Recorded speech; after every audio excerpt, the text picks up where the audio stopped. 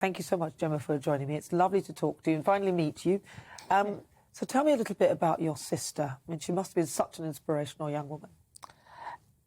No, she was a teenage girl, like all teenage girls, slightly annoying, had to be reminded to blend her foundation into her neck and not just her face, like all teenage girls all over the country. And as a big sister, I'm sure there are many big sisters out there annoyed by their younger siblings. She was just typical like that.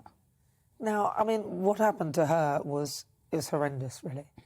But the thing is, you can almost see how somebody could be lured into that awful sense of security, a safe security, where you feel that you're going somewhere and actually the place you're going to is not going to be a safe place and that person's obviously premeditated something. What sort of managed to get... Because through that grief, you've managed to try and turn some of that around and now create something. Tell me a little bit about Yes Matters. Well, Yes Matters, essentially it's called Yes Matters because we have this thing about consent, this idea that, well, she didn't say no. But actually the consent isn't about saying no. It's about saying that, yes, you want to. You know, if you're unconscious, you can't say no. If you're a child, you can't say no. If you're in a situation where you feel you're in danger, you might not feel able to say no.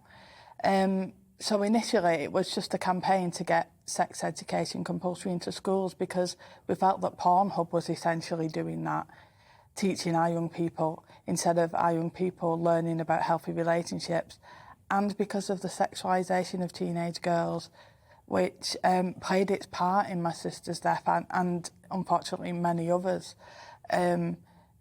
Like, teenage girls are very sexualised in our society. You only need to think about the teenage girl uniform to realise that.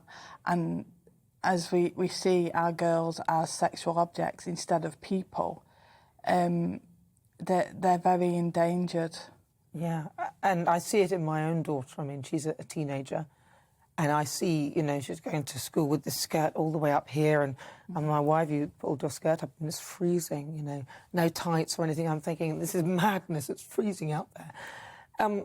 But so what happened to your sister? What are you comfortable telling us about it? It's difficult to speak about. It's pretty public with what exactly happened to her. But the thing that's important about what happened to her and you know, other women and girls since is that it happened because they were women and girls. That is why it happened. Like in my sister's case, she just thought she was going for a job interview. A seaside town, there are lots of teenagers going for jobs in, you know, hotels in seaside towns. There was nothing unusual. But she's from a society, she was and still is from a society that sexualises teenage girls, and that was behind what he chose to do to her, which I can't speak about without getting upset even now, nearly 10 years on. I'm so sorry. I mean, it's awful what happened to her, but now you have this Yes Matters, and the organisation is going through teaching people about healthy relationships. Tell me a little bit more about how you go about that and more about the work that your organisation is doing. So essentially, wanting to prevent what happened, I wanted to identify where this stuff comes from. So it comes from two places. The first is like gender stereotypes. So we tell boys things like grow a pair, don't cry like a girl, man up.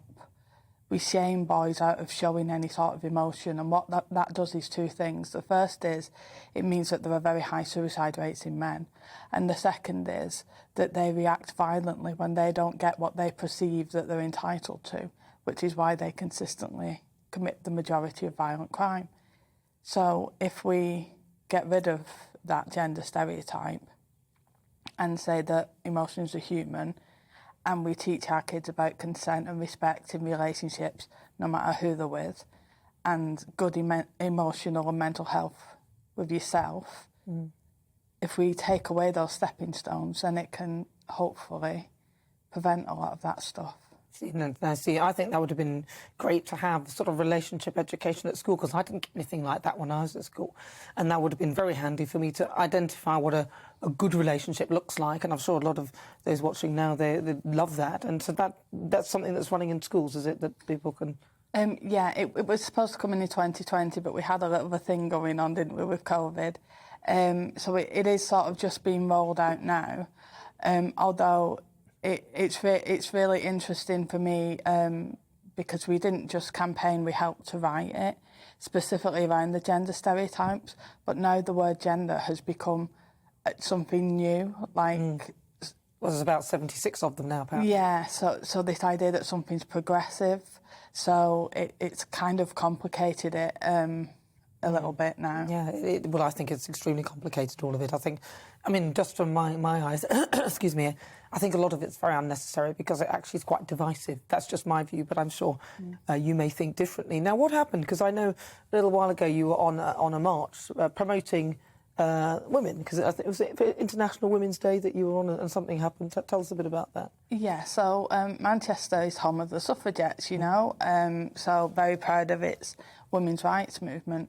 And during International Women's Day, the weekend after, there's always a march. And this march, it's about, not victim blaming, it's about domestic abuse and things like that. So we march and we say the same chants that the feminists in the 60s did. And we were invited because we provide services for young people who have experienced sexual abuse or children who are sexually abused. And we give them free services to help support them. And so we were invited to go and collect, because we do it voluntary. And whilst I was there, a person who was in a dress, I'd never met them before, I'd never spoken to them. So was this a transgender woman? They have said since that they are a trans woman, and they threw a milkshake on me, like in my face. It went all over some merchandise and stuff that we had with us. And I was really shocked because... there was nothing controversial about what we were saying. Like, we were walking past pubs with men in them stopping us saying, oh, this is great, and joining in and stuff, and women and children. So there was nothing mentioned about trans stuff. People joined in with us from the street. So there was nothing about that. Anyway, after they threw the milkshake on me, this person then got into a fight with a woman, and I tried to stop them. I told them both, you need to stop. This isn't the right thing to do. And I ended up getting punched and kicked and thrown to the ground. So this is, he's a biological man, but a transgender or a person in a dress. So you're saying that... Yeah. So... a trans woman, I suppose, but obviously with the strength of a man, of course. Yeah, it was scary. I bet. And, wasn't a good experience. And like I mentioned when we spoke last, being asked to give a victim impact statement was, very triggering for me, because the last time I had to do that was at my sister's trial. And I couldn't understand it.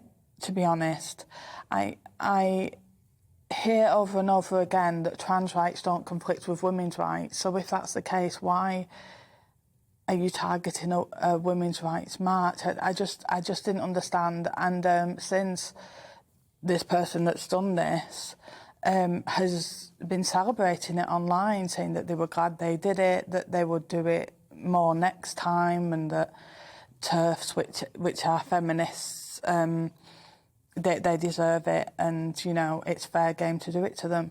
And what I think is really interesting about that afterwards, I've thought, well, when we have people in the Middle East and they say, if you don't think like I do, I'll punish you for it, we call that extremism. But here it's progressive, and I don't really understand that. Yeah, that does seem a bit off, doesn't it? Especially, you're the last person that should be doing anything like that. Not that it's acceptable on any level, but you're actually promoting... treating people with respect and the relationships between the sexes, and that it is, in your eyes, a fluid sort of thing. And And you wouldn't have anything against anyone who's transgender at all? It'd be the opposite, actually. They had just punched me and then I helped them up off the floor. Like, so I've done nothing to them, so... So Gemma, if people want to get in touch with your organisation, it's a charity, where can they find it and what do they need to look for? So if anyone ever needs our help, so we have the Yes Matters commitment, which is for schools who want to tackle the rape culture that Ofsted have found at the moment. So we run that for schools and want to take that seriously. But if a young person needs help or they're worried about their friend or themselves, they can contact us on Twitter, Facebook, and TikTok and email. So that's all the places to go, isn't it? Yeah.